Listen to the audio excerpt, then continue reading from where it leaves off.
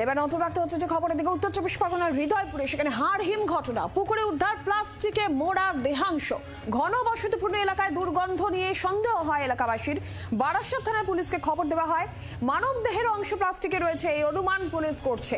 উত্তর চব্বিশ পরগনার হৃদয়পুরের এই ঘটনা একটি পুকুরে, সেখানে প্লাস্টিকে মোড়া দেহাংশ উদ্ধার হয়েছে। ঘন বসতিপূর্ণ এই এলাকা দুর্গন্ধ বেরোতে থাকে। এরপরই এলাকাবাসীর সন্দেহ হলে পুলিশে খবর দেওয়া হয়। ওই যে দেহ উদ্ধার হয়েছে সেখানে মানব দেহের অংশই রয়েছে প্লাস্টিকে মোড়া অবস্থায়, এই অনুমান পুলিশ করছে। পুকুরে প্লাস্টিকে মোড়া দেহ উদ্ধার। উত্তর চব্বিশ পরগনার হৃদয়পুরের এই ঘটনা আর ঠিক কি জানা যাচ্ছে? মনোজ মন্ডল রয়েছেন টেলিফোন লাইনে প্রতিনিধি। মনোজ, পুলিশ কি বলছে গোটা ঘটনায় আর কি তথ্য রয়েছে?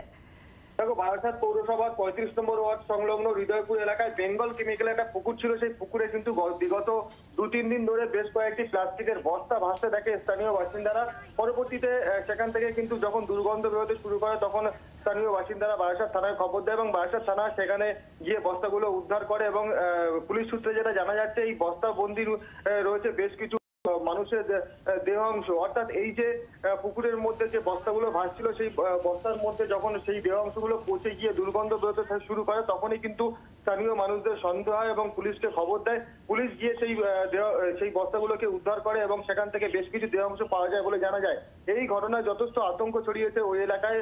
তবে এই বস্তাগুলো ঠিক কোথা থেকে আসলো এবং কেই বা ফেলে রেখে গেছে, এর পেছনে কি ঘটনা রয়েছে, আদৌ কোনো খুন করে এখানে ফেলে রেখে যাওয়া হয়েছে কিনা, পুরো ঘটনা তদন্ত করছে বারাসাত থানার পুলিশ। ধন্যবাদ মনোজ।